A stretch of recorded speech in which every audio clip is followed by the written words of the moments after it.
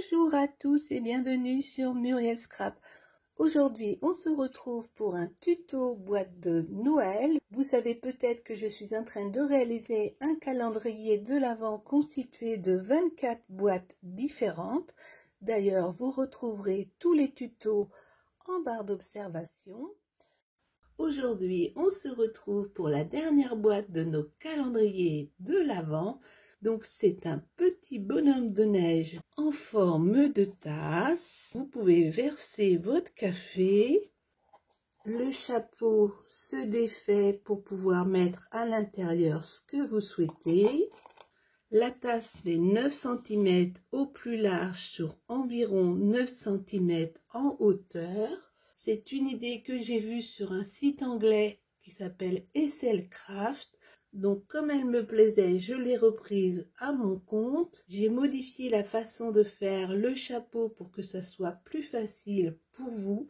Franchement, cette petite boîte qui fera un effet waouh n'est pas difficile à faire. Alors, ça vous tente? Allez, c'est parti! Comme d'habitude, vous pouvez télécharger les gabarits sur Facebook sur Muriel Scrap, le groupe. Je vous mets le lien en barre de description. Pour faire la base de notre tasse, il nous faudra un papier épais. Alors si vous avez une imprimante, le plus simple c'est de télécharger mon gabarit et de l'imprimer sur votre papier épais. Mais vous allez voir que c'est très simple à faire. Vous mettez votre papier comme ceci et à environ 13 cm en partant de la gauche, vous faites un petit repère. Et vous faites un petit repère à 10,5. Avec un compas, vous venez mesurer un rayon de 3 cm. Vous tracez votre cercle. Vous faites un repère sur le cercle. Vous mettez la pointe et vous faites une marque d'un côté, une marque de l'autre. Vous venez vous mettre sur le repère et vous faites un nouveau repère. À nouveau un repère, un dernier petit repère. Maintenant, directement avec votre pointe, vous venez tracer les plis en reliant à chaque fois les repères ensemble. Surtout, ne les marquez pas au crayon, ça va se voir, même si vous gommez, ça se verra. On vient de faire notre premier hexagone, on va faire le deuxième. Pour ce faire, vous prenez votre compas et vous prenez un rayon de 4 cm. Vous replacez votre compas dans le premier trou au centre et vous tracez. Maintenant, dans une chute de carton, vous allez découper un morceau de 4 cm sur 6 et vous allez venir faire un petit repère à 1/2 cm à gauche et 1/2 cm à droite.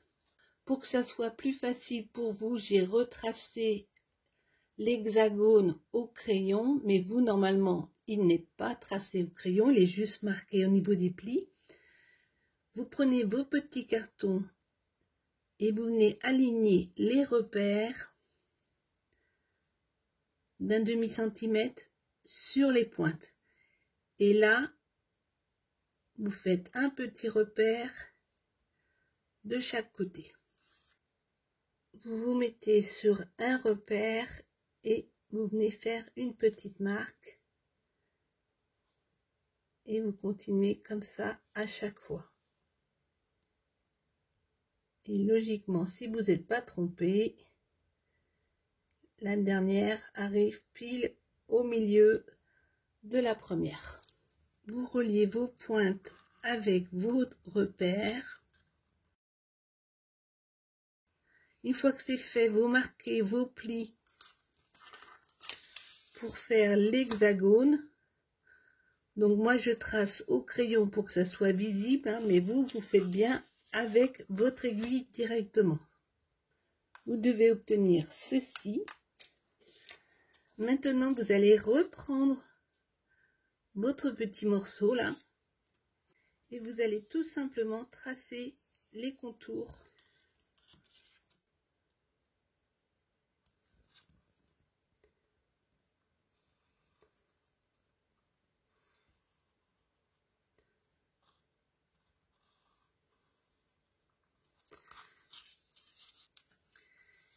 Et vous faites ça sur chaque côté.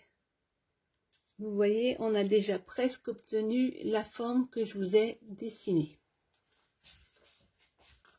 Vous allez maintenant tracer une languette sur chaque côté à gauche d'1 centimètre. Donc si comme moi vous êtes fabriqué une petite règle d'1 centimètre, moi j'en ai fabriqué de 1 centimètre, 1 centimètre et demi et 2. Je trouve ça super pratique. Ça va très vite. Si vous n'avez pas de règle, je vous conseille de tout simplement découper une bande d'1 centimètre dans du papier épais, de la plier en deux et de vous en servir comme règle pour faire les traits sur tous les côtés. Ça ira beaucoup plus vite que si vous prenez votre règle pour prendre toutes les mesures à chaque fois. Je marque les biais sur mes languettes. Ensuite, vous découpez tout ce qui est en dehors de notre forme. Donc, au niveau de chaque rectangle, vous allez tout droit jusqu'à la jonction ici, hein, vous voyez. Et ensuite, vous découpez les petites languettes. Ensuite, vous essayez de gommer du mieux que vous pouvez. Une fois que c'est fait, vous retournez votre structure et vous venez mettre du double face sur chaque languette. Puis, vous marquez tous les plis.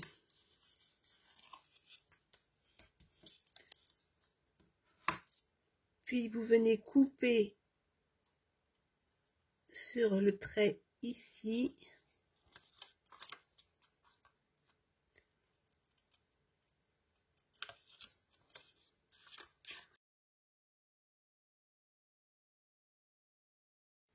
Et vous allez pouvoir maintenant marquer le pli comme ceci et comme cela. Et vous faites ça pour toutes, comme ceci et comme cela. Vous retirez un double face et vous venez coller bien bord à bord comme ceci. Et on fait la même chose avec les côtés suivants. On vient se mettre bien bord à bord. Pour la déco de l'intérieur de ma boîte, j'ai découpé 6 morceaux de 6 cm de haut sur 3,8. Je vais venir les coller comme ceci de façon à cacher les languettes qui sont disgracieuses. Voilà, comme ça l'intérieur de ma boîte est plus propre. Pour faire le chapeau de notre bonhomme, il nous faudra un morceau de papier de 27,1 sur 6 cm. Vous positionnez les 6 cm tournés vers le haut et vous faites un pli à 1,5 sur toute la longueur.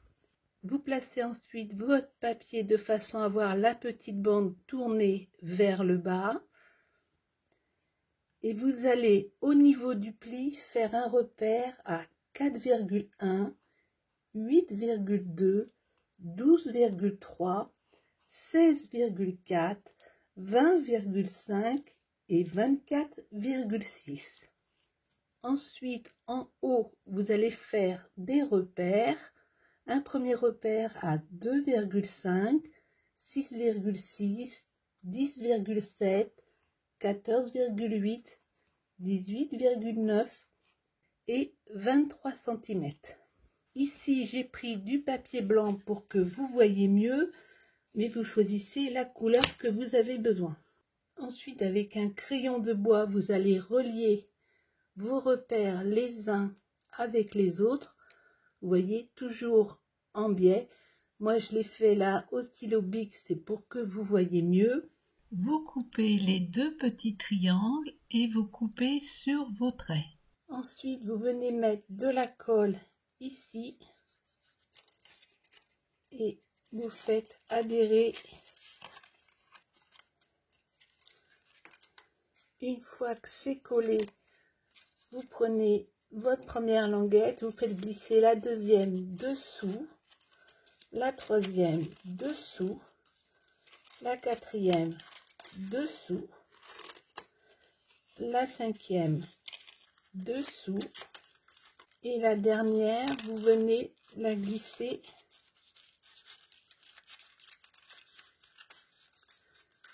dans l'espace ici.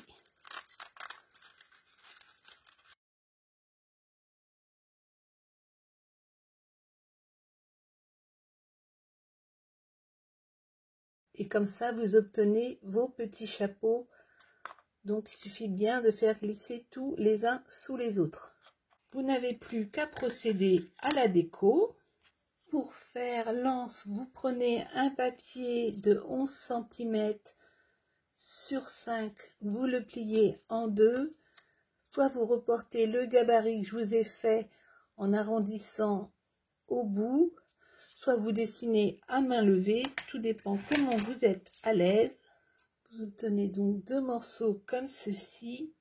Vous mettez de la colle sauf sur la partie arrondie et vous collez les 2 pièces ensemble.